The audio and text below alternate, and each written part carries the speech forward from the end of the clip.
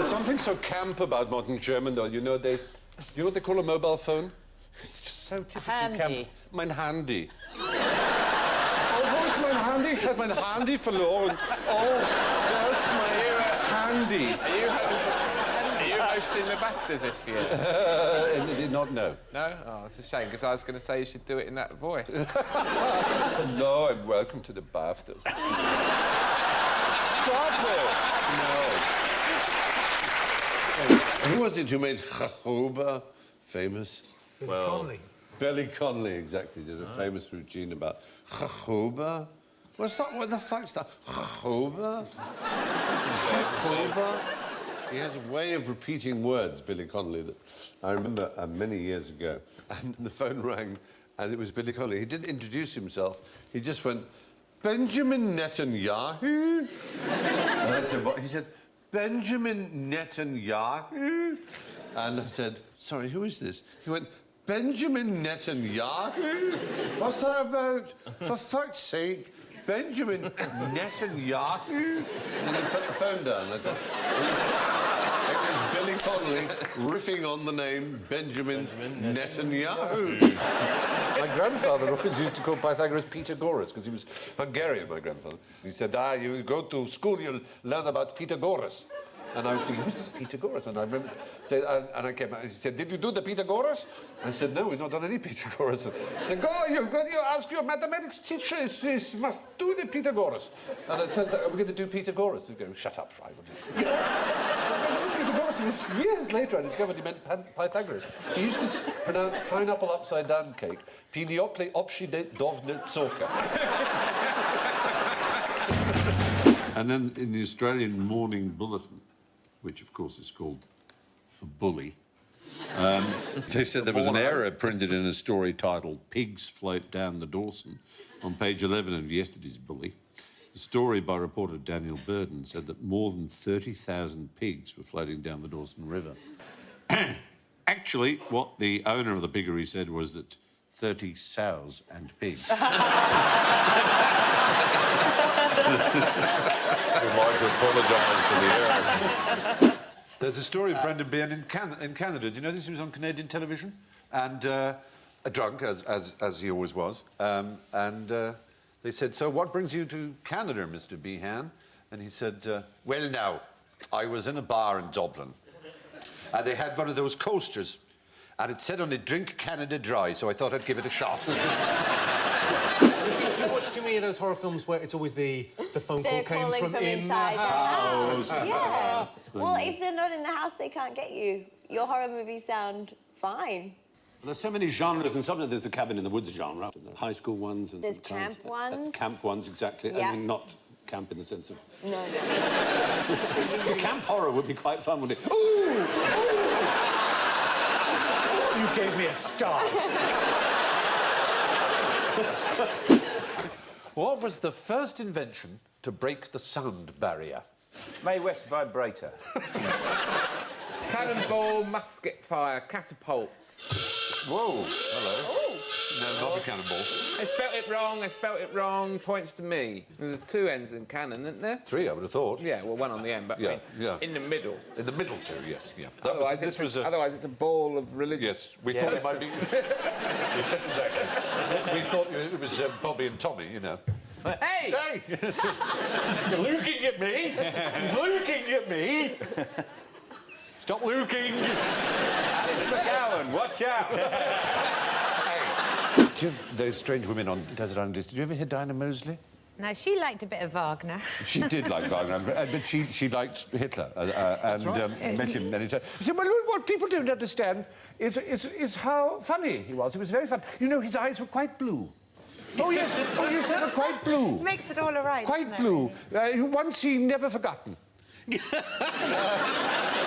Well, that's all right, then.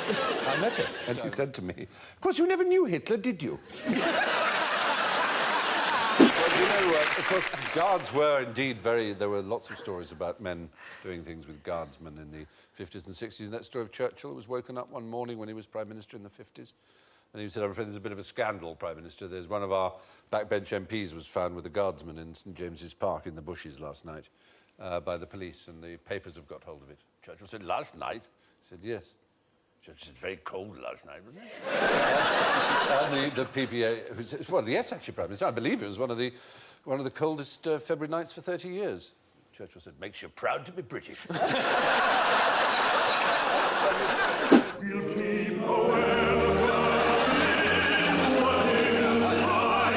voice of your forefathers there, the ancestors, isn't it? Keeping a welcome in the inside, isn't that?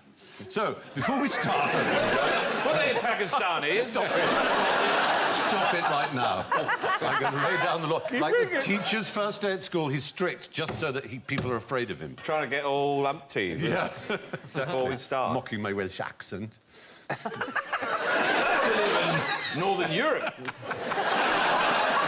From Cape Town. Welcome to the valleys in Cardiff. This is my accent. You stop halfway through, isn't it? Isn't it? Yes. It's gone all street now. Yeah, I stop halfway through, innit? That's like that. Right, OK, all right. Stephen Fry, yeah, QI, that's it. The Titanic Museum in Belfast, which is quite good. They... They'll now be using that on all of their You better do a bit better there at Belfast now. Yeah, not good enough, really, for Alan. That's one of his best ones. What's Chewbacca like?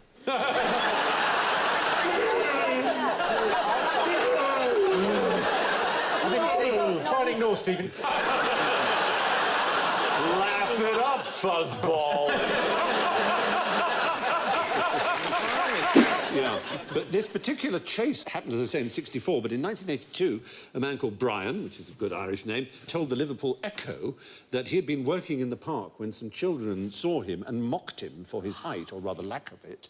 And so, joining in the sport, he spoke in sort of sort of Irish gibberish. I know, I'm sorry, I'm doing what he did.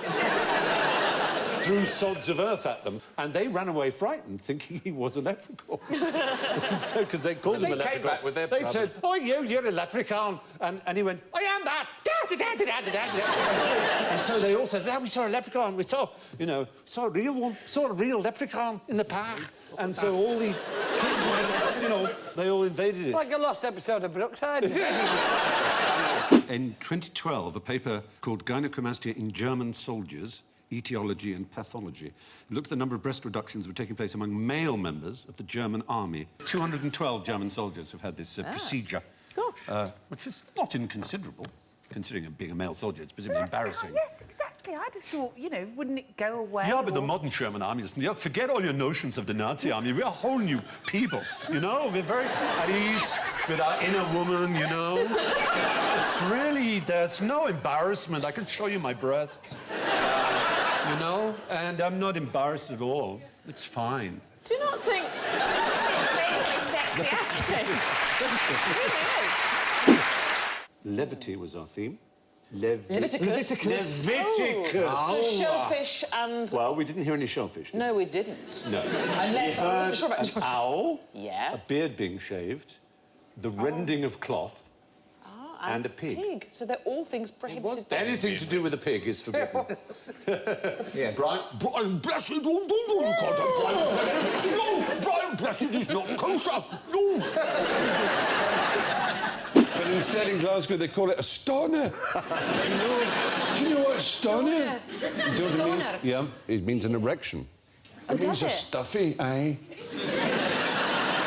That's the Scottish accent, apparently. Which part of Scotland was that? Well, the part I loved, there's a marvellous story about Maggie Smith when she was going to play Miss Jean Brodie, and she was going, oh, God, I can't do a bloody Scottish accent. And a friend of hers said, well, I've got an aunt who lives in Morningside, which is just the right area for Jean Brodie, that very refined Scottish accent. So call her up and, offer to take her out to tea. And so Maggie Smith called up and said, hello, my name's Maggie Smith. I don't know if you know the novel The Prime of Miss Jean Brodie. She said, but I'm playing that character, and I'd love... Apparently you have a very, very charming Morningside accent, and I'd like to take you to tea, and maybe with a tape recorder. And there was a very frigid pause. She said, my dear, I have been told I have no accent whatever. Completely insulting. And there are Scots... I remember talking to one Scot who spoke a form of Scottish where he was convinced that everyone thought he sounded English. There is absolutely nothing I am saying which ought to lead you to believe that I am Scottish. Absolutely every vowel is pure English, and yet it sounded more Scottish than the worst Glaswegian drunk in a Soho doorway. Carry on. And you were doing so well. Yes. I know you. They are that voice. I don't know what goes there. Really, I've got to say, Stephen, it's been a bewildering array of Scottish. Another man I was very proud to have met, the Hammer film of the Witchfinder General, starred Vincent Price. You just wanted him to say things like, could you pass the mustard? I would really appreciate a I got him to say the line that I loved. It was from one of those films where he's kind of strangely bound up in some weird bandages. Pray speak quietly. Every sound you make is exquisite agony to me. It's usually Australians. Australians get it right. I was on an Ansett flight from Perth to Adelaide, and he started off by saying, oh, we're on our way to Adelaide. Adelaide is not your final destination. Now would be an ideal time to deplane. And then he sort of started talking about the safety. He said, but that's enough yakety-yak from me. He said, it's time to push some service down the aisles and some scenery past the window. In the olden days, yeah, a certain class of person virtually ruled the roost in Britain, and that was an aristocrat. Oh. Yes, absolutely shocking people. And you had to throw yourself into the gutter if one approached you. Well, sometimes they had strong, stern and absurd moral views. So they weren't allowed to walk? Well, yes, if you Side by imagine, side. I'm not having the working classes next to each other in the street, because it can only lead to touching. I know you think you're doing a voice, but that is how you talk.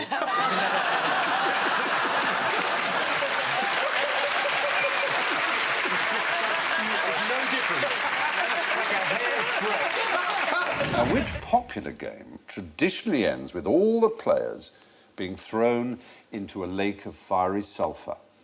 Well, I hope it's show jumping. I hate show jumping.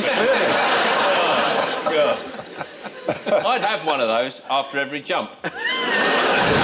Is there any evidence that people are a bit more bonkers when there's a full moon? No. It's very interesting. There's been a lot of research about it, and there's been a lot of anecdotal evidence that at loony bins you have to lock them up on a full moon, but actually there's absolutely no clear evidence whatsoever that people behave oddly in a moon. So why do I go out killing? Nonsense. All I want you to do, you've got ropes there, is just pull them apart. So you can take one each. Can't be done.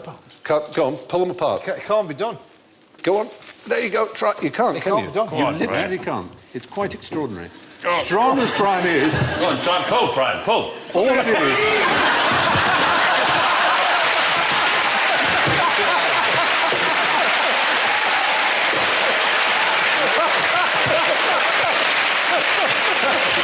Sean's alive!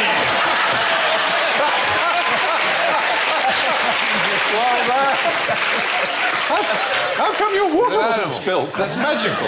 Yes, it's an old trick. Me and Brian have been doing this trick for years. But to conclude, I say and maintain that of all the tosh cool, arse wisps, bum fodders, tail napkins, bunghole cleansers, and white breeches, there is none in the world comparable to the neck of a goose that is well downed, if you hold her head betwixt your legs. And believe me therein upon mine honour, for you will thereby feel in your knockhole a most wonderful pleasure. Yes. Both in regard of the softness of the said down Yes. and of the temperate heat of the goose, which is easily communicated to the bum gut and the rest of the inwards, insofar as to come even to the regions of the heart and brains. So I love that. Why do we need swear words when you've got knockhole? Yeah. Can I say one thing? Yep. Is it alive? I fear it probably is. Yes, I believe that adds the frisson It has to be alive, doesn't it? Yeah. When he Because said then it you was can warm. turn it and laugh in its face. Imagine now, because there's charming, there's double-layered toilet paper now, isn't there? There is. The Americans would probably use 2 geese's necks, wouldn't they? To get that extra softness. People have been saying for years, why are geese so angry? What's wrong with geese? Why are they so furious? No, we know. If there were one animal that I was never going to put anywhere near my bum, it would be a goose. There's so many other choices of animals you don't want near Scorpion. your knob hole.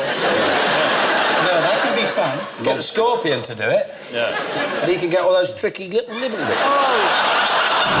And what's another name for the common cormorant?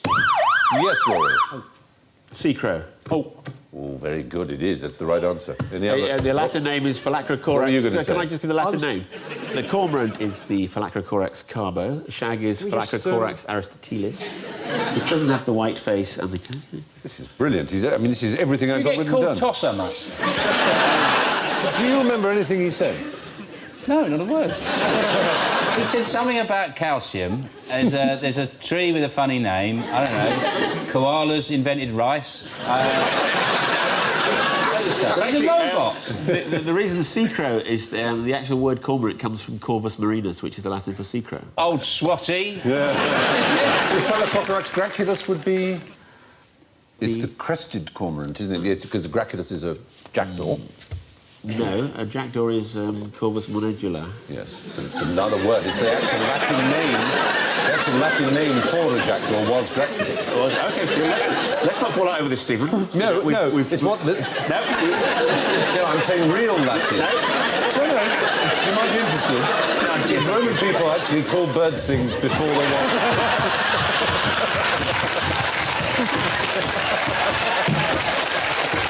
Oh, dear, oh, dear, oh, dear.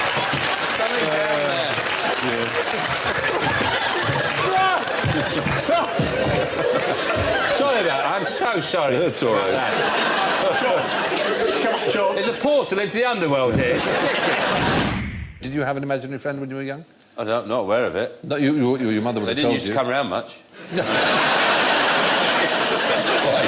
Imaginary friend That doesn't play with An you. imaginary friend who cuts you dead. Yeah, I wanted to be his friend. That's so sad. He just wasn't interested. Although, it must be said, a certain proportion of them are malevolent. Some people have imaginary friends who scare their children, which is a very worrying thought. A nasty imaginary friend. I hear voices. What's that, though? Do you? But I ignore them and I just carry on killing.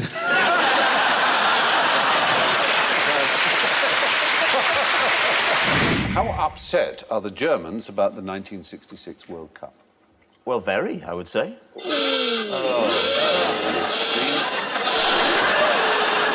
Well, they would be, for surely, I would have thought, a proud nation like the Germans. They were upset at the time, but I said, how upset are they? They barely remember it. They won. But they, in 1974, beat the Dutch, and that, to them, was the one they really, really care about. But they surely, the Dutch have never provided a great deal of opposition to them. Generally, in history, they've just walked into Holland whenever they fancied it. Oh, in that sense. Any time they want, they just go into Holland, which is just like spin the windmill. I haven't mentioned it yet.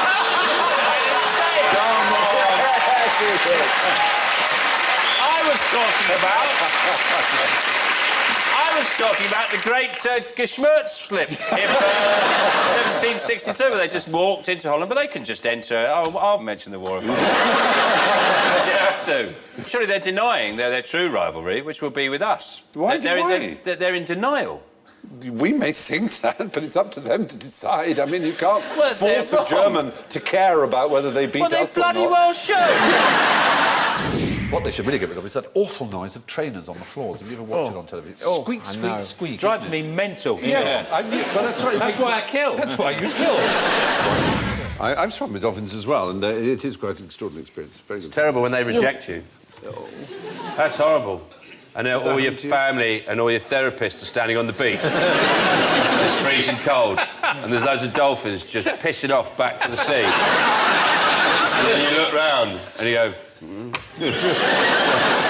I suppose we just better carry on with the medication then. No, Sean. If they rejected you, Sean... I mean, at least we tried. Can I have a towel? Where would you put your ladder if you wanted to get into space?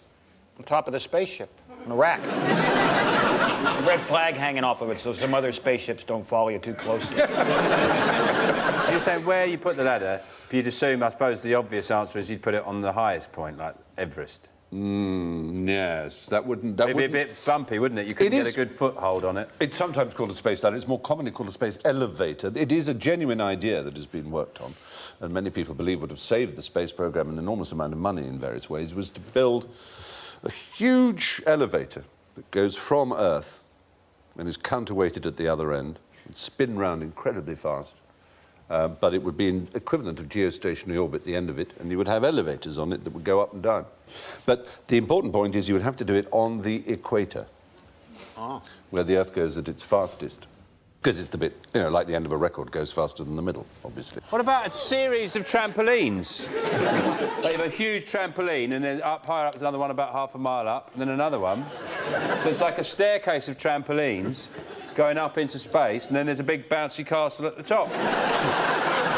And a bloke charging you £1, and you've got to take your shoes off.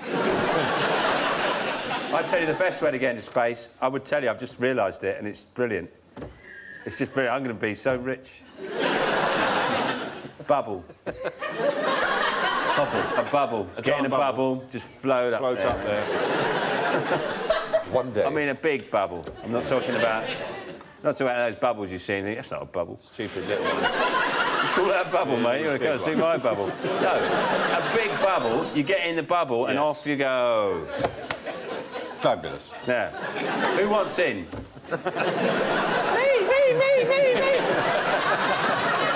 This is like the Dragon's Den for cranky ideas. I had a strange experience when I was in Australia recently, and I went to a day out to the zoo, and they give you a koala to hold, and you have a photograph taken of it. And koalas are very lazy animals. They don't exactly work out. You know what I mean? They haven't got firm buttocks or anything. And I had one in my hand, and it kind of just slipped. And before I knew it, I actually had a sort of koala's buttocks. It was actually slipped onto my finger. And it just sort of slid on, and there's... On the photograph, because they take a photograph of you, you're supposed to hold a koala, and the koala goes this, goes... The worst thing was, they wanted it back, and I said, well, can I hold it for a bit longer? And I was trying to get the finger out, and I said, can I take it away? The list of charges is beginning to add up, isn't it? What do bananas grow on?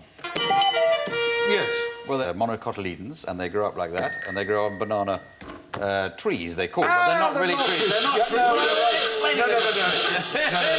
No, take it back, studio. 15 for that. Oh, they are a herb, distinguished by not having a woody stem, essentially, and by dying back after seeding. They walk.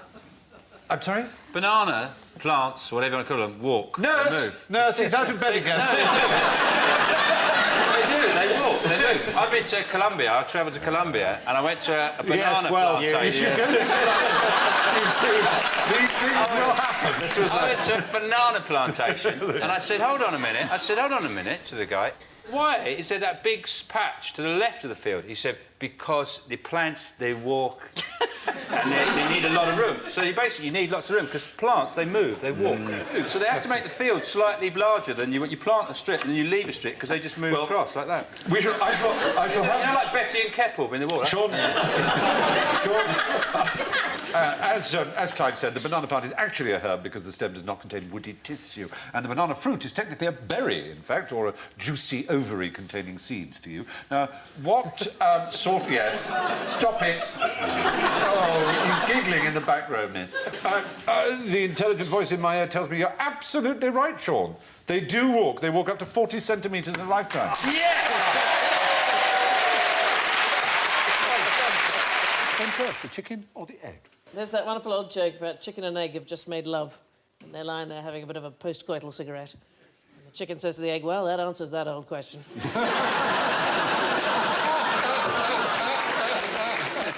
You know, the Irish cure for a cold. My dad always used to say, what you do is you get into bed with a hat and a bottle of whiskey, and you put the hat on the end left bedpost, and then you drink until you can see it on the right.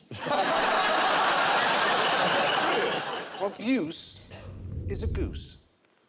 Sandy Toxford. Is it toilet paper? No, seriously. Sandy, that is bizarre. Why did you say that? Well, because I once read this book by Rabelais, I think it's called Gargantua, and he recommended that the best thing for toilet paper was a live goose. And I have yet to check into a five-star hotel without a sense of disappointment. I have the quotation from Rabelais' Gargantua. I have, answered Gargantua, by a long and curious experience, found out a means to wipe my bum. The most lordly, the most excellent, and the most convenient that was ever seen. I wiped my tail with a hen, with a cock, with a pullet, with a calfskin, with a hare, with a pigeon, with a cormorant. There is none in the world comparable to the neck of a goose that is well down, for you will thereby feel in your knockhole a most wonderful pleasure. So I love that. Why do we need swear words when you've got knockhole? Yeah. We ought to hear it from Mary Anderson, 1903. Mary Anderson. Do you know about Mary I Anderson? do. Mary Tell Anderson. me about her. She invented the windscreen wiper. Yeah, absolutely. You are a phantom. Well, what I love about that is that it had to be a woman who invented the windscreen wiper, because up until then, men have been going, don't be silly, dear, I can see perfectly well. Actually, Ronnie and I were talking about how wonderful boys are, because they live in this kind of very kind of clear world about themselves. And when my son was about 6, he had a friend over, and his friend said, what's it like having 2 mummies then? He said, it's marvellous. And he said, if one of them's poorly, you've still got one to do for you.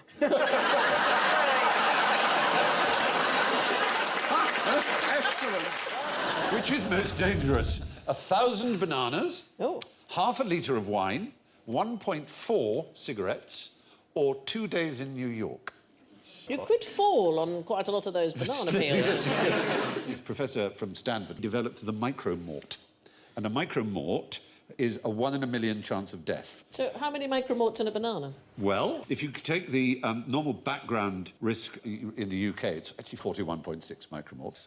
So the chances of sudden death in Britain from leading a normal life are about 4 in 100,000. What, 4 people die unexpectedly from eating a banana? No, that's background. This is just background. We're not come to the bananas yet. Sorry, I'm overexcited. Yeah. Your ordinary risk of dying suddenly is 4 in 100,000. I've got it now. Right, but activities that raise the level of risk from 41.6 micromorts, which is the average risk we all share, by 1 micromort alone are smoking 1.4 cigarettes yourself, 40 tablespoons of peanut butter. So, I'm still on the bananas. You have to... You have to eat 1,000 bananas. If you ate 1,000 bananas, not necessarily all at once, because that would kill you straight away. Yes. Obviously, you'll burst. The point is, for every 1,000 bananas you eat, your chances of sudden death increase by 1 micromort. What is the matter with scientists? Who is going to eat 1,000 bananas? Why would you eat one this out? Yeah, you don't know. Over your lifetime, I've eaten 1,000 bananas. Yeah, I reckon about. So should you be counting how many bananas you've had? No, it's only 1 micromort. It's a 1 in a million chance. But how does the 1,000th banana kill Because of you? the level of radioactivity. For every 1,000 you eat, you already got 41.6 micromorts. I feel unwell. What key role did a Puritan pig play in the trial of George Spencer in 1641? Is that the actual pig we're looking No, at? that is not the actual pig, because that's a photograph of a modern pig posing as a 1641 pig. A rather similar picture of myself at a spa. You've got 2 fewer nipples. Well, certainly the nipples were a surprise. My grandfather had 2 glass eyes, and yet he could see. So what happened was he's sad. He lost one eye. I mean, he wasn't careless. He was ill, and he had a glass eye made, which was perfect, exactly like his other perfectly working blue Scandinavian eye. And then he had one made that was bloodshot, and it was known as Grandpa's party eye. And he kept it in a box on the mantelpiece. And when he was going out for the evening, he'd take out the false blue one, and he'd put in the bloodshot one, and he'd say, I'm going out now, and I shan't be back till they match. Oh, that's brilliant! That's brilliant. Fantastic. Now, why don't we have more women as guests on QI? You may well ask. Oh, I know this. No, really. That's so female. No, after you. Is it because women are just not funny? Yeah. No, that's right. But we're good at other things. We're good at raising kittens and knitting cakes. Yeah. I've heard this a lot. I've heard that women aren't funny, and I think there's a truth in this. I think that there is a scientific, possibly, relationship between a sense of humour and the male sex organ. People are always laughing at mine. Yeah, well, there you are.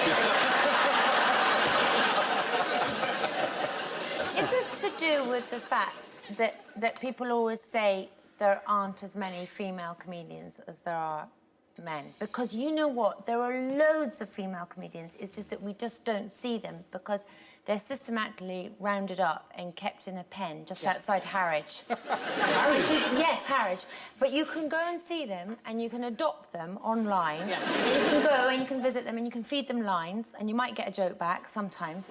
And then sometimes some of them escape and they disguise themselves as male comedians. But you can always tell which ones the male comedians are, the ones with the beards. Just like Life of Brian. Bill Bailey. Bill Bailey. Clearly a woman. But you know, it's really rare to be allowed to sit next to a female comedian. I don't know what they worry that our cycles will suddenly synchronise or something. I'm not. I'm in disguise. I'm Rory Bremner. I'm actually... Is it because once you get them started, they don't shut up?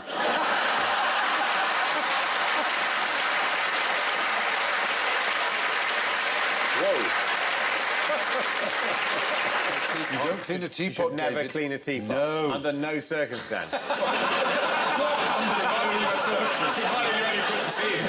if it's being used as a teapot... If you came in and couldn't find the loo one night... I have only a hunch, but I sense a hypothetical situation. This is not a hypothetical situation. I've only ever used a teapot for tea. But occasionally, if you make sort of tea in a teapot once in a blue moon when you can be bothered in a vague attempt to seem more civilised than you actually are, you then sort of leave, still got a bit of tea in it. You left some it to tea go cold, cold. you rinse leave it out. No, you don't rinse it out because you forget, stains. because immediately you're tired of being civilised and you want to go to the pub.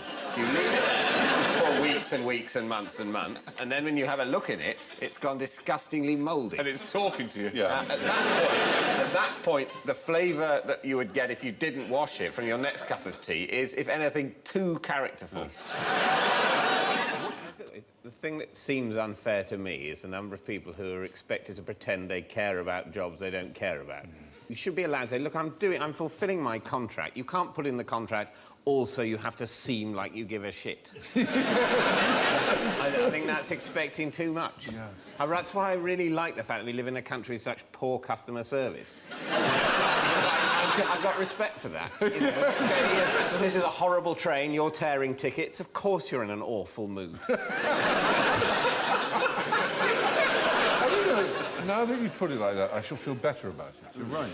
Why have a cheesy grin on your face if you are working in an awful supermarket? Well, it's the sign either of a liar or a moron. Yeah. You know when you find a bee and it's crawling on its last legs? I always rescue them. You give it honey. It's the only thing they eat. Makes sense when you think about it. Isn't it true, though, that a bee in his entire lifetime makes an absolutely tiny amount of honey overall? I mean, just a minute amount of honey. Yeah, but so you don't have to give much rehabilitating honey to this one bee before the nation, the world, is making a net loss from that bee. It's useless. If you only get 1 teaspoon of honey from a whole bee's lifetime, and every time we have to get it back on its feet, it takes a teaspoon and a half, suddenly there's no honey at all. This is more honey than this bee has seen in its life. Yeah, you're insulting it, apart from anything else. It's like showing a very tired mason a whole cathedral.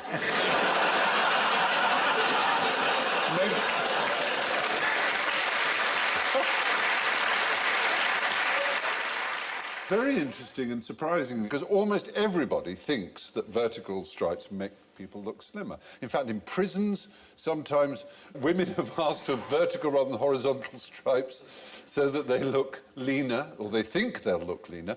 But it turns out, research from a man called Dr. Peter Thompson of York University has discovered that the large majority think the one in the vertical stripe is larger than the one in the horizontal stripe when they are the same size. Surely this shows, actually, that it makes no real difference at all. Because we're determining whether wearing vertical or horizontal stripes makes you look thinner. Yeah. And you can't tell by looking. You have to do research. Yes. The difference is so slight, you have to do research with hundreds and hundreds of people. Basically, people look as fat or thin as they are. I beg to differ.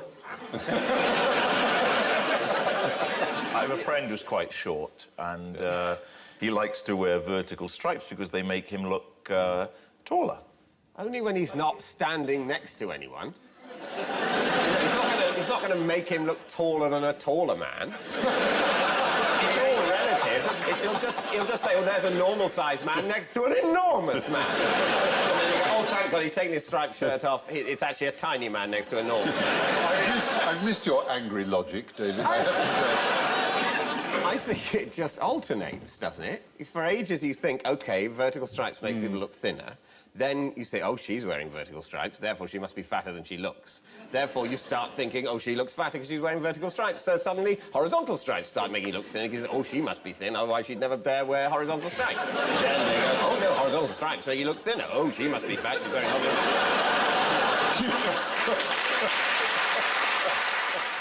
What would you use one of these for? Hmm? What would I use it for, or what is it meant for? Oh, isn't this for fish? Getting things out of fish? Ah, interesting thought. On the Swiss Army knife, there's one for scooping out a fish eye. They're not as difficult to get out, the eye of a fish, are they? They're pretty squidgy, unless the fish is still alive. Fish don't blink, which is the main eye defence. If you're ever trying to get the eye out of a fish and it blinks, it may be a lion. Which is correct of these grocers, or grocers? It's grocers apostrophe. One of the requirements of being a sign printing company is having a basic knowledge of where an apostrophe goes.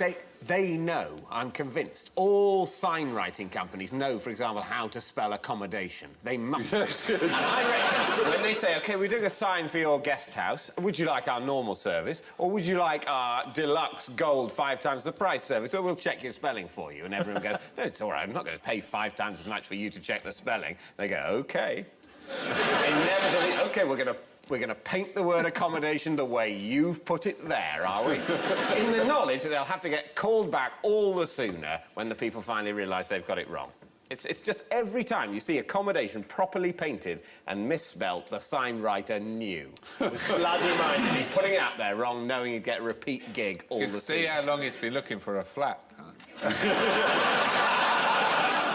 When was the First World War first named as such? The outbreak, the assassination of Archduke Ferdinand. You think they called it the First World War straight away? Before it started. It would be an act of a pessimist to call it the First World War that early, surely. It's going to be some point after 1939, isn't it? A realist, surely. So there's going to be more of these. Yeah. At what point? Excuse me, I think what I said, people in the box, is after 1939, which may contain 1939, but does not mean it. No, well... OK,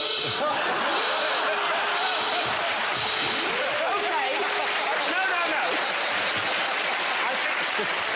After 1939 and after the Second World War are not synonymous. Now, this is just giving you time to type after 1939.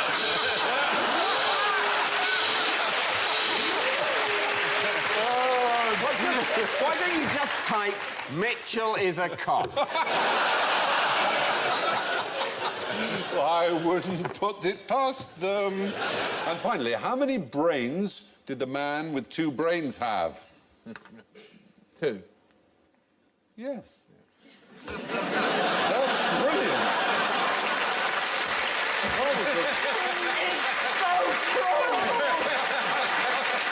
Yeah, he's wise enough to have spotted double bluff.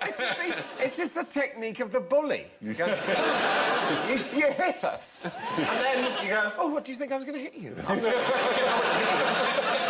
not going to hit you. Oh, I'm just as my hand to stroke you. And we're here. Which of the following M places is made up? There they are. Misak Setafet. The Mountains of Kong, Made Up Arura, Merv. Yes, Sammy. I'm going to say Made Up Arura only because it has made up literally in its name. There's a logic there, and you're new to QI, and I'd like to be merciful, but I'm not going to. All right, fair enough. But in a sense, all names are made up, aren't they?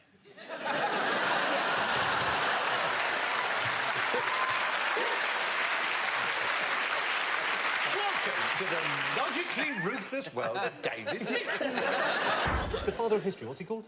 Herodotus. Herodotus. Because it must have been a lot easier when he was around. I'm not having a go at him. No, it's a fair But less point. things had happened back then. Fewer things. Yes. I think. Someone would tell you that. Common usage. Play common usage cards. It's so like being back at school. It's unbelievable. Apparently, you can say less or if you want to now. Yeah. Apparently, you can just say what you like these days. Apparently, that's You can the new literally thing. say less if you want. Apparently, you're not allowed to scream idiot at people. What was the point in getting an education at all? I know how to use the apostrophe. Apparently, now it doesn't matter.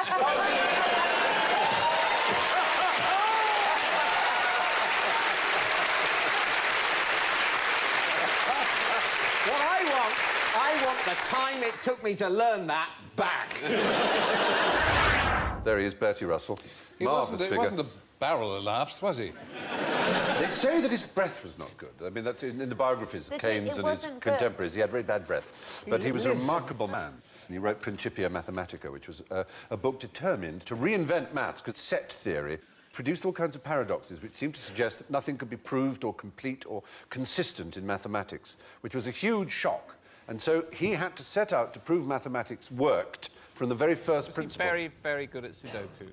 He was, oddly enough, he was said not to be that good at mental arithmetic. But so in order to prove mathematics from the very beginning, you have to establish the first principle of arithmetic, and that piece of symbolic logic was proving that 1 + 1 = 2. It's a bit late, the 20th century, to prove that. I'd say. You're a bit late. We've got quite a lot riding by the 20th century on 1 + 1 being 2, you know. Quite a lot of engineering happening, quite a complex international economy. Oh, please. If you I know. find out that it doesn't equal 2, what do? Just burn everything. As God knows anything could fall on our heads. Money, you might as well eat it. Forget civilization. Well, there is a general thought that if what were considered to be the sound foundations on which all mathematics rested were proved to be rocky, that it may mean that some of the ultimate answers of the universe will never be answered. But it's rather splendid to think you would give so much effort into proving What 1 an + 1. extraordinary achievement. It And is. You just have to bring up his halitosis. I know, that was silly of me, but I love You that. know, it He's comes a great... to something where you think you've achieved that. Imagine meeting him at a party. Old though. Stinky Russell. I met this bloke at a party. He stank. And when I asked him what he did, he said he proved that 1 + 1 = 2. You've all got the equipment, as it were, so you can make one yourselves. So exciting. Aren't you lucky? Yeah, Already, brilliant. we've begun with the thrilling excitement. Awesome. Will the show have to pay something to the format holders of the Generation Games? It is a bit generation game, you're right. Let's just... What do we do with that? We inject colour in, I think. Inject colour. You've all got different colours to make it thrilling. Don't Don't Like put that. too much of the effervescent hangover cure. I put all of it in. Okay. Did it? Slightly Don't put too many manic, pills in. Sort of... And now just put a little of the... No, Yeah, put just a loads little, in. It's just put a brilliant. little in, yeah. Look at your bullshit lava lamp. Mine is dry. Your lava lamp is... Hey! Well, steal It's another one of happening. your... It's all happening in our corner. You see, when did it explode now? Hopefully. I can... No, you don't. No. You're no fun. Stick another one in. I'm This a is responsible adult. There has to be one on this programme. Look at all these little balls. I'm nervous of having Stop saying that. This genuinely reminds me so much of school. You said, don't put all the Alka-Seltzer in, and then Alan said, we're putting it all in, as a result. And I've gone along with him, and now I'm frightened. You know the one in trouble.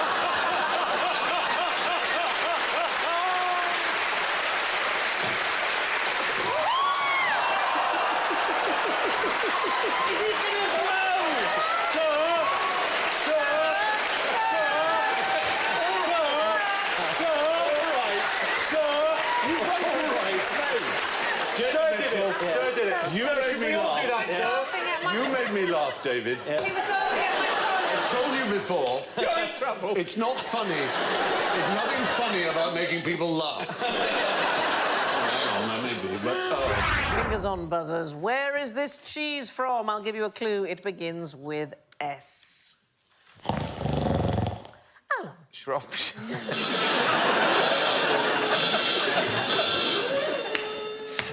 I don't know what made you think of it. it. Sometimes, you know, sometimes you Yeah. say the obvious one, and then you go, yes. But never to me. It doesn't come from Shropshire. Anything else? It begins with an S, does not come from Shropshire. Spain, Sussex, Surrey, Scotland. Scotland, it comes from Scotland. It absolutely does. It was originally called Inverness-shire Blue or Blue Stewart, and I don't know why they thought if they renamed it Shropshire, people would be more likely to buy it. So it was a PR job. So is it quite a recent invention? It's a fairly recent cheese, yeah. Rather like Stinking Bishop. Oh, yeah, that's like a made-up oldie-worldy thing, isn't It's it? 1973 it was Like invented. hobnobs. They're quite recent. Are they? Yeah, the hobnobs. Oh, that's an old biscuit. I'll have a hobnob. It's about something like 1981. I resent the hobnob's quick entry into sort of... It's a quick biscuit to refer to. In a joke, you'd go, oh, a hobnob or whatever. No, hobnob, you're new. Leave the biscuit references to the rich tea and the digestive. They've done the time. It's like the bloody ploughman's lunch. Add executives' inventions. And tonight's show was sponsored by Hobnobs. To whom we can only apologise. You have a choice of venues for dinner tonight. Russia or France. Describe the difference between Russian and French service. Isn't almost all service now is what you call Russian service, which is sort of you have food in courses, one after another. And French service, which obviously the French don't, they have food in courses like everyone, like the Russians. But French service was everything sort of coming at once, like a kind of buffet. That is an absolutely perfect answer. David Mitchell, have a handful of points. Completely correct. Yeah. And of course, there's the tapas and Mercedes principle in lots of Middle Eastern and Mediterranean cooking. But you're absolutely right. The French, right up until the 19th century, all the courses would come in one big go, and you just helped yourself to everything. And then the Russian Prince Kurakin, who was the ambassador to Napoleon's court, he came and said, we have had this brilliant idea in Russia.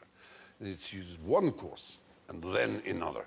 And this was considered absolutely staggering and revolutionary, and it caught on. Then the Americans improved on it by making it able for you to drive through in a car. Yes. And get it in a bag. From a 16-year-old. They did indeed. With shingles. I mean, David, I have to call you my teacher's pet, and you get a special fanfare instead of a forfeit for that, because that is absolutely brilliant. There you are. So you are teacher's pet. I don't feel that cool. It's not a cool thing to be, I'm afraid, but you do get points. And for some people, that's important. Escoffier was the man who introduced this into private homes and, more importantly, into restaurants. What do you know about Escoffier? Anything? David will know. Yeah. He started Frog's Legs. You're absolutely right. And I only know that because I went on David's radio show and found it out. Oh, sure. Also, I should at this point say, in the QI annual, I did a page on Escoffier. So I would quite well... Let's hear this it. could be a good bit. First name? Auguste. Brilliant. And he... Died in... Oh, I can't remember. Terrible house fire. 19... He died in 1935. He lived a long time, 62 years. And he sort of founded the Ritz Hotel in Paris and the Carlton Hotel in London. And the Savoy. And was the chef at the Savoy. Brilliant. And what's his most famous dish? Well, he invented peach Melba, didn't he? Yes. Dame Nellie Melba. For Dame Nellie Melba. And also apparently invented Melba toast for her as well, because she was dieting in between peach Melbas. And who was Nellie Melba? She was an opera singer. And what was her real name? Mitchell. Yes, very good. I am so her impressed. father was called David Mitchell. Get out. Do you know? This is like I am truly impressed. If anyone thinks this is set up, it truly You is. are tumescent, I know you are. Where's the fruit machine now? Well, talking facts. Anyway, I mean, I don't know, can I make you a double teacher's pet? Yes, I can. I'm going to give you another fanfare, because that was so extraordinary, your Danish. Yeah, look at that. Bravo. Yeah. I don't want to rain on your parade, but if you look closely, Stephen's pupils have gone 10 times bigger. I am, as Alan rightly said, aroused by people who are Television passionate. sitting by there. It's quite nice. Everyone seems nice. I'm having a nice time. Yeah. And yet, we've had the question, what did Hitler get right? which is exactly what my grandmother told me would happen if I went on television. Last night, I had an anxiety dream about coming on here. I was so terrified of it. And in the dream, I was sitting here, I think I was on the other side, and you were asking the question very sternly. No. Yes. The question was, why was the March hare so important to the Aztecs? And I didn't know the answer. And I said, did they worship it? And the screens went, worship it, worship it. Which was absolutely terrifying. Stephen, ask the question, let's make it happen. Yes, come on. I'm such an amateur, I didn't even Google the answer.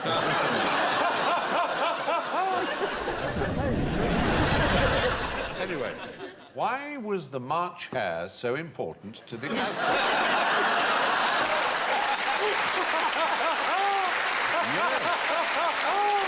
You see? Thing is, Victoria, whatever you dreamt was the answer is the right answer. Yeah. No, but I know the answer isn't, did they worship it? Because...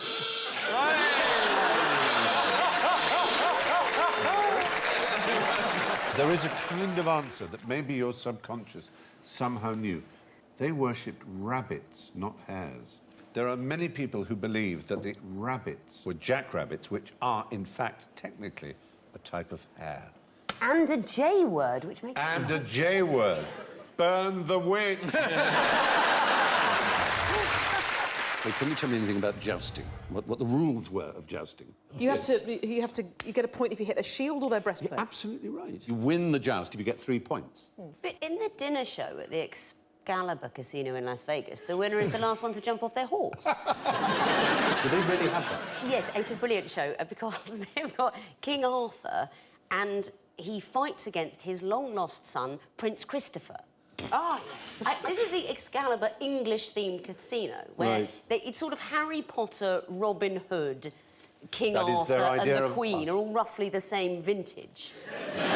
Do you have to dress as a wench? You say have to.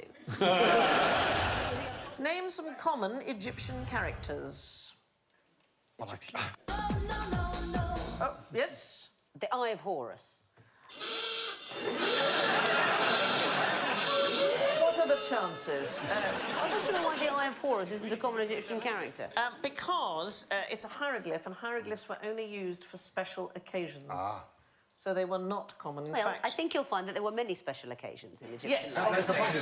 The thing is, a normal everyday form of writing in Egyptian was hieratic. So it's a simplified version. It's a much more cursive version. There it is. That's a rarefied klaxon.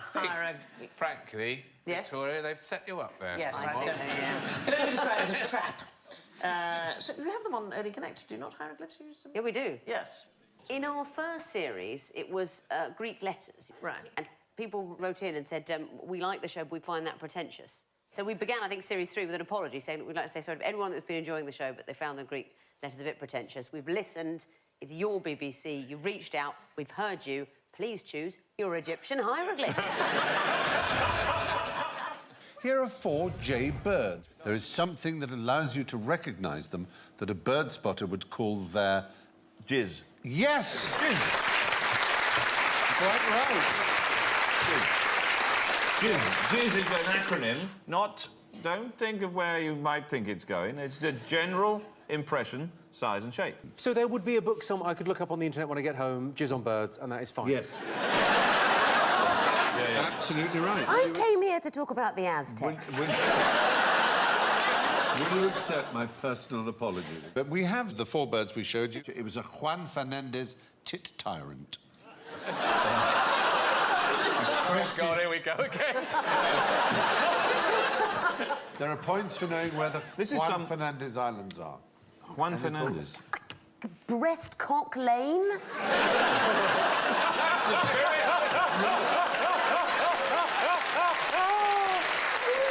You are getting into this very much.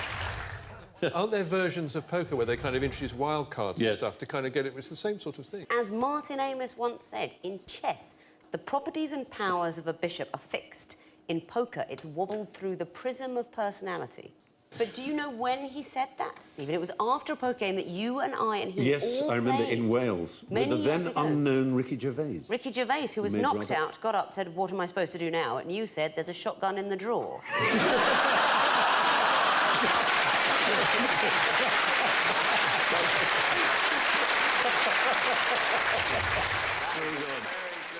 I have got 3 bottles of wine. Victoria, so you know nothing about these wines. Let us imagine that you care for all wines in rather similar manner. I can make that leap of the imagination. Thank you very much. Which one would you purchase based on the price? On those prices, I mean, all of them. I'd still get change. People have wine stoppers. What's the point of that? What are they for? Which I love. Should we put the bottles away? What do you think? Do you want me to give me yours? I am putting it away. No, give me yours.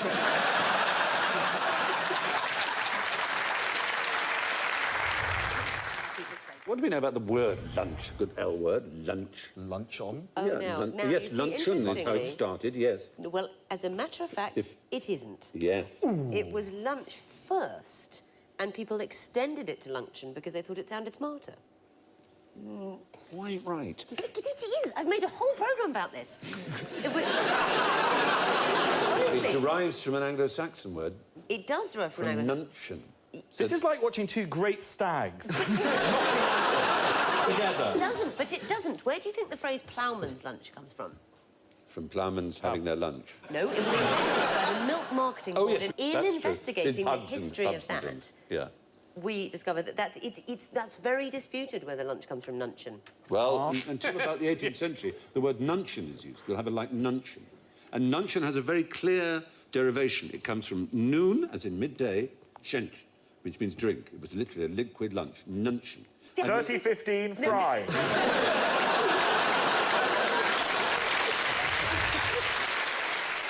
One of these words on this board has 28 separate meanings. And I'm going to put those meanings up, and you tell me which word it is. It must be jigger. Golf It must club. be jigger. Jigger is the right answer. 5 points for Victoria. The word jigger has all those definitions. It's a measuring device, a jigger of rum. Yes. A snooker rest, an odd-looking person, Bill. Sorry, I'm just an odd-looking person. A distillery. Don't say vagina and then point to me. People do complain that there aren't any good words for vagina. There's no way of saying it that sounds nice. Jigger is not the answer.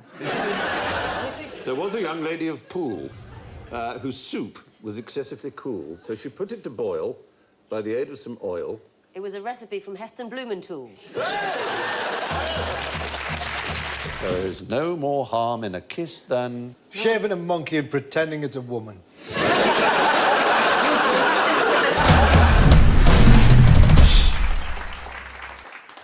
And finally, a male black widow spider and a female black widow spider have just finished having sex.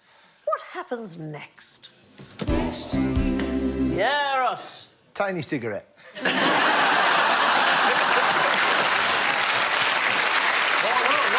It wouldn't be a tiny cigarette, would it? It'd be 8 tiny cigarettes.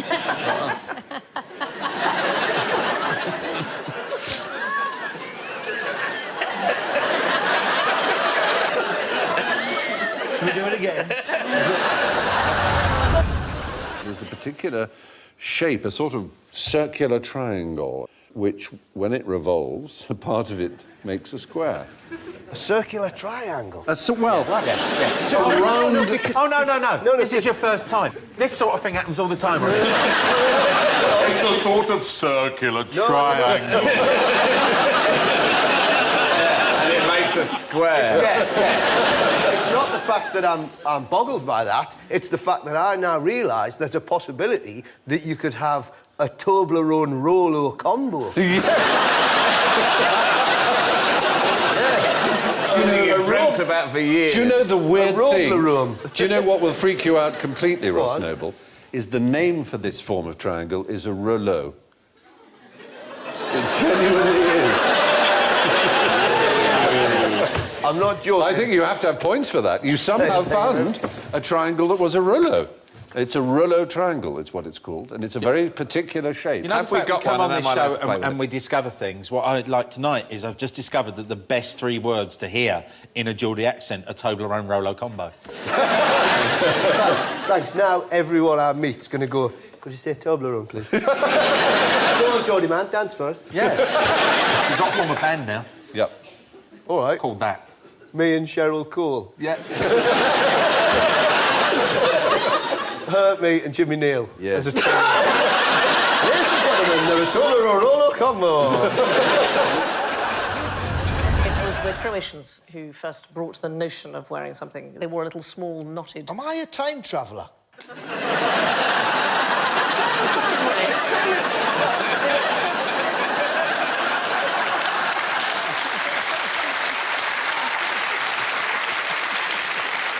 Spooky. Oh, my God, they found out my secret. Fire up the machine, we must travel back. It's where we get cravat from. It's from the Croatians. Then it took off and the Parisians loved it. King Louis XIV was so obsessed with his cravats, he had a cravatier who used to lay out cravats for him to choose. Really. Yeah. God, I've put on a bit of weight, haven't I?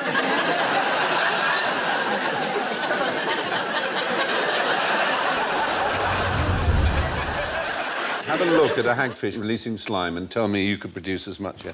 Here's someone manipulating it. That is producing that. It can turn a bucket of 20 litres of water into slime in minutes. Great party piece. Isn't it? I actually think my baby daughter might be a hagfish.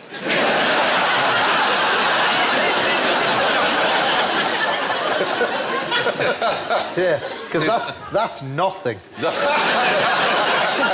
to be honest with you, I've got that on my trousers every morning. It also can tie itself into knots, which is another impressive thing. It literally does a slip knot or an overhand knot. It's quite bizarre. Given the choice, if I had to have special powers, I'd like to be bitten by one of them. Because excreting mucus would be... You know, because like Spider-Man, he's all very well, do a bit of climbing and that. Slime but imagine boy. if you just sat in a chair and somebody went, do your thing, and you went... It would be fantastic. It'd be brilliant. Because if somebody tried to get you in a headlock, you just go... That's exactly it. That's what it does. Yeah, Ross, superheroes are meant to help people. How would you help people with this mucus? You know, like Spider-Man helps people. How would you help people with this mucus? Oh, there's a child who's got his head in the railings. Of all these moons, like, this is the one thing I wanted to ask you. Of all these moons, which one's most likely to be the home to Ewoks? It would be Titan. Titan Has got a thicker atmosphere than the Earth. Oh. So you'd need to be furry. Good answer. I remember a chemistry lesson at school, and it still, to me, was one of the most beautiful things I'd ever seen. This chemistry master came in. Someone had prepared in the, some liquid nitrogen. We didn't quite know what it was. And he came with this beautiful rose he'd just picked from the garden, and he just dipped the rose in like that for a second, and then smashed it on the table, and it shattered like glass into 1,000 pieces. Isn't that lovely? Don't you think that's gorgeous? Beautiful. Yeah. It is. We just I think you're humouring me. No, I think it's a hilarious Valentine's Day prank. There you go. Not for you! Can you imagine the surface of Saturn's moon Titan? That's so cold that it's got hang on, I liquid know methane. Titan. Liquid Titan's methane. the one where the Ewoks live. Titan, yes. Go on. You see? That's okay. So, hang on, I've got it. So basically, you're saying you can shatter an Ewok? Yes, because it's got lakes of liquid methane. Wow. Because it's so cold. Oh, and really? the methane behaves exactly like water on Earth. So you get methane rain, you get methane snow, methane ice, and lakes of methane. There's a lake there which is as large as Lake Superior. Of methane, which is essentially a fart, liquid fart. Yes, exactly. I don't want to go there. Strike it off. You know what? If I could stand on a planet and throw an Ewok into a lake of fart, that'd just be... that'd be like... Smash it into a But you fart. couldn't, because it'd shatter. So you Even wouldn't... better! So, Right. So I could be tossing Ewoks into a lake of fire. That's your heaven. Everyone has their own heaven. That's yours. Is, oh. When you say tossing Ewoks into a lake of fire. Steady. No, that's exactly what I meant. You know what? After this show finishes, I'm off. I don't care. You'll never see me again. Where is he? He's off tossing Ewoks again. Into his lake of may well be. On a pedalo made of smoke.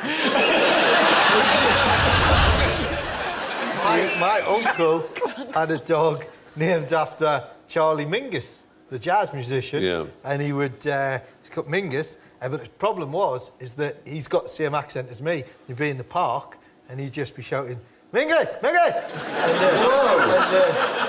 And the local girls thought that he was... Mingus! Piss off! Mingus! What do you call him Mingus? And it led to all sorts of problems. I'm sure it did. Right, fingers on buzzers. If I toot my horn and flash my lamps at exactly the same time, what is the first thing that you will notice? I am the Oh, Ross, you quick on the buzzer today. You've taken up dogging.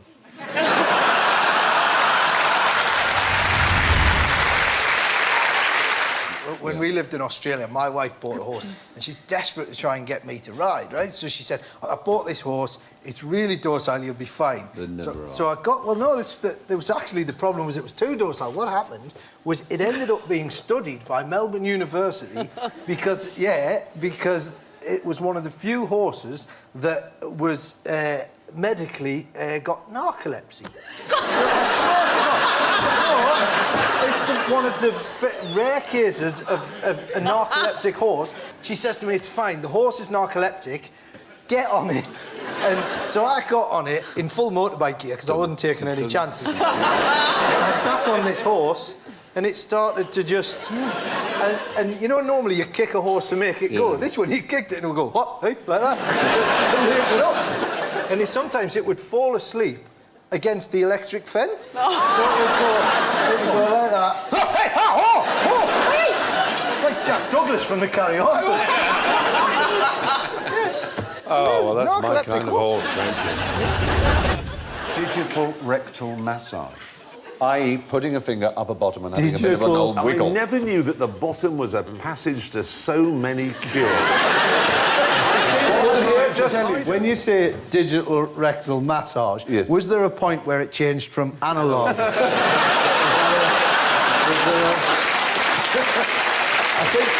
remember because I think there was a big campaign on the TV at the time. Yes. And they were going... People going, oh, no, it's not a very good signal. It's not as warm. Get up on the roof and adjust the area. I'll tell you what. Hurry up. I'll tell you what, I can't wait till 2012. It's somehow colder, isn't it, the digital? It's not as warm as the analog. Yeah, but it's a lot more vivid. It is more vivid.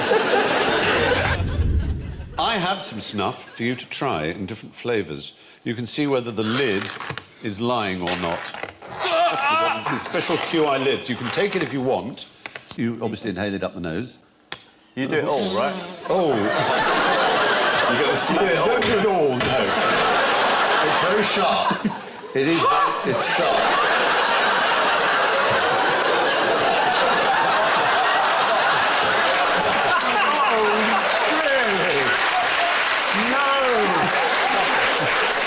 Oh, you're licking it.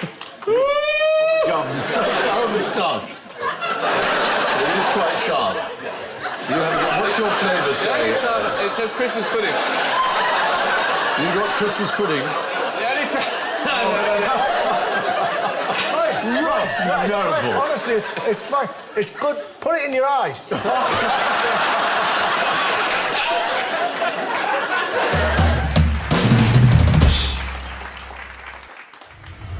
Now, let's move on. What happens in the rhubarb triangle?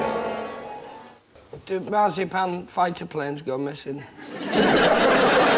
It's a nice... Do they not pick anything up on the licorice radar and then they suddenly start talking nonsense and gingerbread men, good men, brave, fought in the pudding wars. Just vanished, and the wives are stood there holding their eyes, going, this is all they found. I want to live in your world, Johnny Vegas. Why do women make the best fishermen? They're all descended from mermaids. It's a very sweet thing. I don't know that that's true. I can imagine you whispering that into a girl's ear. And in 1654, they negotiated a deal with the octopus witch to let them also have the voices back. I'm still asleep. I need to write this down. If I can teach my kids this. It must be. This is 16. It was a massive summit. It was. You might be right, Johnny. I'm not sure. It was I'll like check. It was like Rivers of Blood speech because a lot of the mackerel were told to short. What? I see that now. Okay. Okay. I think I actually know this. Yes, go on. Tell. I did know a bloke. He used to get his wife to give him a discarded pubic hair because there was a chemical in it, and he used to her-rig his boilies fishing for carp because they think that it gives off. You're absolutely right. This is what people think.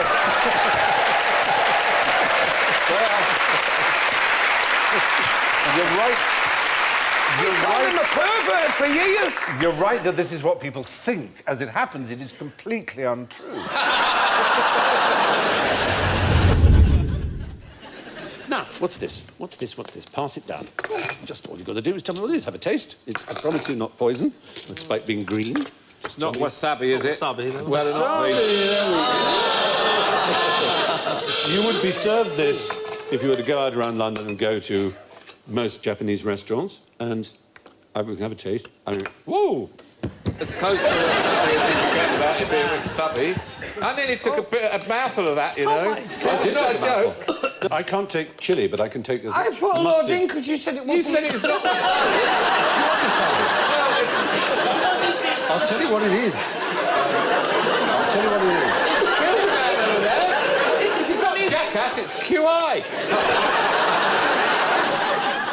What you're eating there is horseradish. Now, you may say wasabi is Japanese horseradish, but the wasabi you get sold in British restaurants is almost always ordinary British horseradish dyed green. No. Yes, because real wasabi, although it's related to horseradish, takes 2 years to mature and it's very expensive to transport. So it's much easier to use the British stuff, which grows on railway sidings and is cheap as chips, to use that instead. You know what, Stephen? That would have been lovely just if you'd explained it and used some bloody pictures. Rather than give us some and go put that in your mouth. So sorry. Yes. I can hear things like a dog does.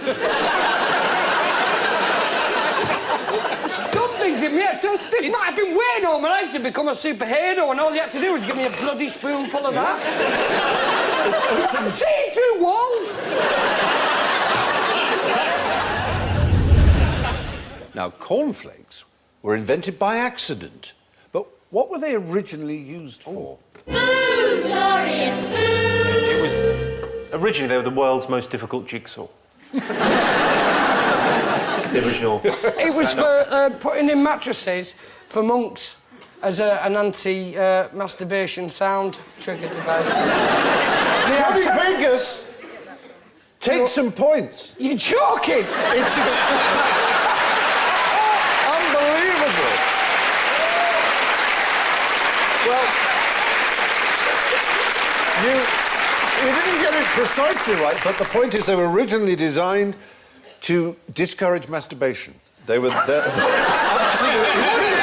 It was not actually by the noise you would make if they were a filling for a mattress, which was your idea, which is a reasonable idea. But it was John Harvey Kellogg, as you probably know, and his brother, who had the Battle Creek Sanatorium, and Kellogg and his brother, there's John Harvey, I think, was obsessed with their hatred of masturbation. They made gloves out of them.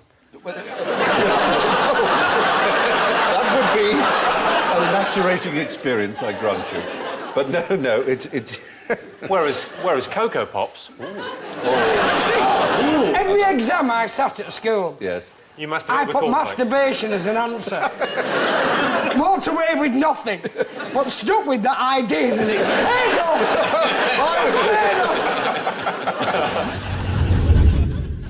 Now time for a short interval. Who wants an ice cream? Me.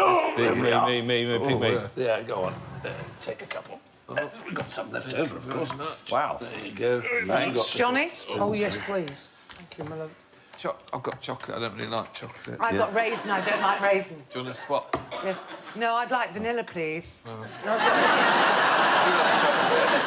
can have another flavour. I've got strawberry. That'll do me. All right. Oh, you've already had a bit? Yes! How else would I know I didn't like it? What do I did? Just sniff it and lick it. People who sniff Don't take a lump out. You must have very warm hands, because this is already melted. It's all my superpowers. Mine's turned into a slushie. Yes!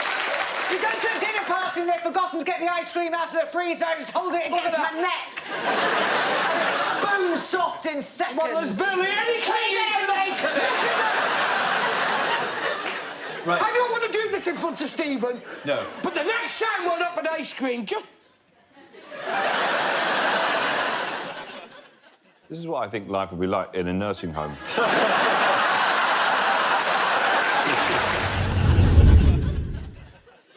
What are these men looking at? Their feet. No, there's something Their higher up. genitalia. I think they're looking... It's higher Their than navels. They're navel gazing. Yes. They're engaged in omphaloskepsis, or navel gazing. So the Greek for navel is omphalos. And apparently it's an aid to meditation. It doesn't look like what they're doing, does it? But in some yoga practices, it's regarded as an aid to meditation. It looks like they're thinking, these pills I bought on the internet are not working. Been bloody ripped off of life. They're very varied, aren't they? I mean, belly buttons. An innie and an outie and a kind of Mine, natural horizon. honestly, if you combine it with my man dress, whenever I take my top off, it looks like my midriff has been rejected for a loan.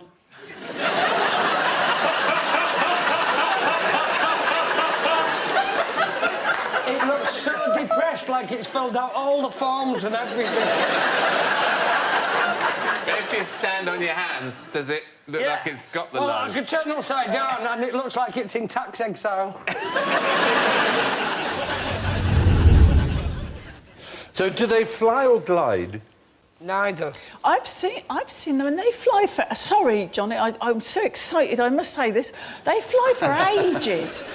When I saw them, my first flying fish, I couldn't believe they were really fish because they flew for so long and they weave and they sort of duck and dive like that. And I thought they cannot possibly be fish because they flew for so long. They flew for minutes and minutes and minutes and then suddenly they all go plonk and they're gone. So you know they were really fish. I don't know what you were eating or drinking on that occasion. I have it here on pretty solid authority that 30 seconds is a long time for them to stay in the air in one go, which is a long glide, 30 seconds. But it appears that they glide. I was going to tell Pam she probably witnessed a duck.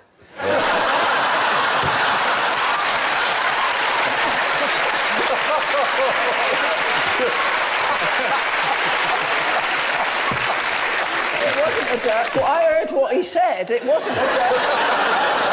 It was not a duck at all. No. Is that what he said? He meant it.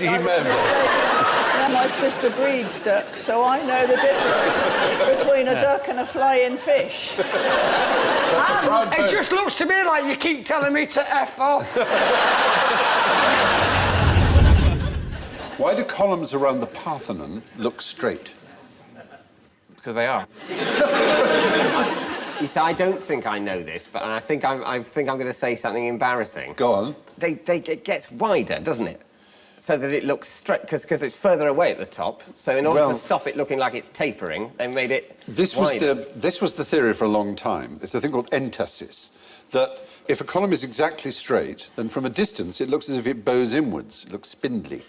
So the secret is to make it bow slightly outwards, so from a distance it looks elegant and straight. But it turns out this isn't what they did after all.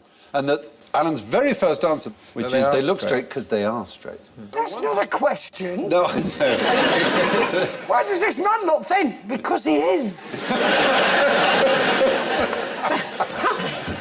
That has taken me on a whole circle, a train of thought. I'm going, there reason they look strange is because they are. And you're going, this is why I struggled in school. It's the Q of If a train travels at 40 miles an hour and leaves at 9 o'clock and arrives in Glasgow at 12 o'clock, how did it get there? And you're going, because it did. It's sort of that. It's the Q. It's not sort of that. It's very confusing. It's the Q of QI. It is going round in a circle, but with a little twiddly bit at the end. Why does that look straight? Because it's not. That would have been a question. It might have been. Why does that look straight? Because it is! Sometimes... Because it is! Sometimes things look... It's... Please don't be unhappy, Johnny. I'm not! I'm just confused at the start! Fine. Let me unconfuse you, because the same man who discovered... I try! You do, you do. How many muscles are there, incidentally, in your fingers? How many? 20 tiny fingers. One if you play your cards right.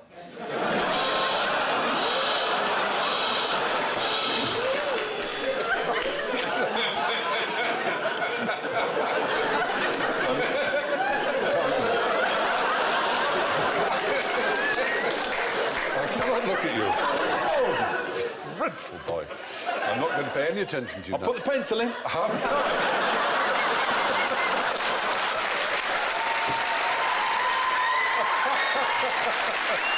Oh, Lord bless you. Oh, do you have children, though? No. Ah, well, when you do, then maybe... No. You plan not No. to? There's no when, Stephen. There's no... No. You're not going to adopt a little, shiny, little A baby? shiny one?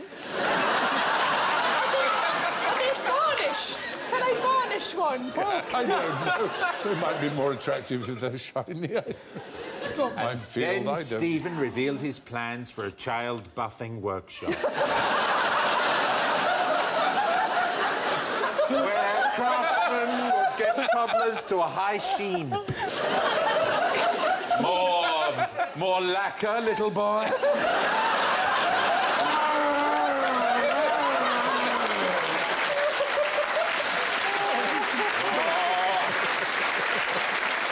You're the shiniest one.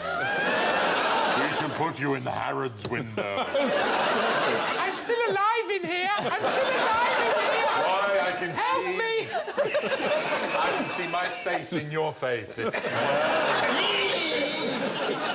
What are the beer goggles? What is the Latin term? Beer goggles? Yeah. What are they? When you've got the beer goggles on, it's when you really fancy someone who normally you wouldn't fancy. Oh! So you would refer to someone as a 7-pinter? Yes. Stephen doesn't have beer goggles, he has Madeira pince-nez. Imagine with Stephen it would Oh, you're a cracker. More Madeira?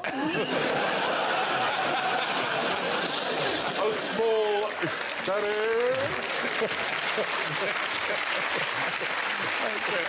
A sherry monocle. Hey, you've got the sherry monocle in. Rot as my head. Which is the odd one out here? Paris, London, Poland, or banana? I think Phil got there first. Poland and banana are both the odd ones out, Stephen, because Down and Out in Poland and banana would be a terrible book. None of them is the odd one out, is the answer. Do you know why? What kind of a hellish quiz is this? Fair point. What one's the odd one out? None of them. Hey, is that me? That's you. Oh, bugger you. I don't sound like that.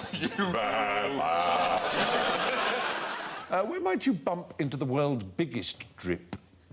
Right. No! The biggest strip is in a cave? It is in a cave, It would be a stalactite. Is the right answer. Well done. Absolutely right. The Glutare de Mato in South America has the biggest of them all. How big is it? Vast is the answer. Thanks for that. How big is it? Oh, very. I If I was to quantify its bigness, would be doing it a disservice. To say just how bigly big, the vastly big bigness of the dripping thing. I would feet, meters, anything. Throw me a f***ing bone for it. Each of the panel also has, I believe, a swazzle, a small device used by professors of Punch and Judy. And what do they say with it? Oh, very good.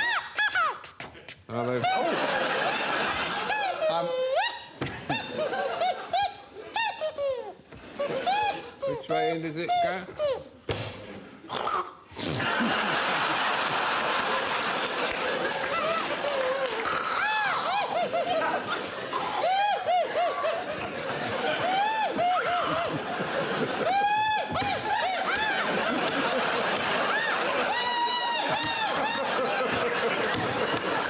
Watch the film here of the setting sun. All I want you to do is hit your buzzer at the moment the sun has dropped below the horizon.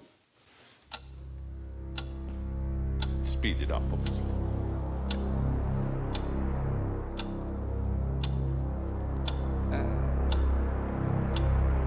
Eyelids are heavy. It was you got there first. Well, too late. Well, too late. That is the moment at which the sun is below the horizon. What we see is a mirage. Now, I'll try and explain it to you. Light from the setting sun passes through our atmosphere at a shallow angle. It's gradually bent as the air density, the pressure, increases, not dissimilar to the image of your legs when you sit in a swimming pool. The effect is to artificially raise the sun in the last few minutes of its decline. And by coincidence, the amount of bending is pretty much equal to the diameter of the sun. So it's exactly as it's, there, that it's actually disappeared. I hate this show. Oh, Phil! Be interested in please. The sun is there. I know. And you're going, no. It's the sun. Not there. Hurrah. Because New Zealand is so low on the planet, if you see what I mean. Yeah. And the sun comes through quite a lot of atmosphere to get to it. And at the angle of it, when it hits the road, causes a lot of blindness in the eyes of drivers. Right. I dare say that the drivers in New Zealand, as they see the sun setting, are reassured to know that it's not there.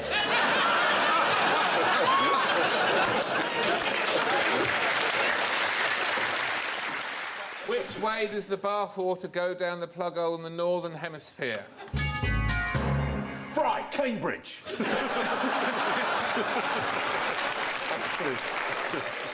Whichever way you want it to. You can push it to go one way and push it to go the other. I've tried it. Oh.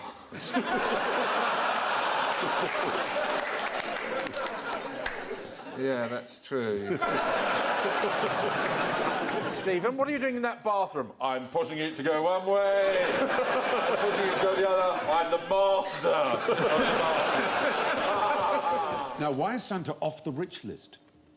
Is it because he may not be real?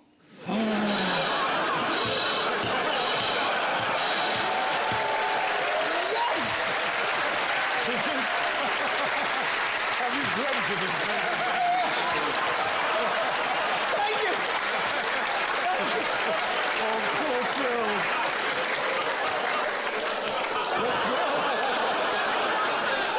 Phil, that got a klaxon, so that can't be right. Don't worry, back you go.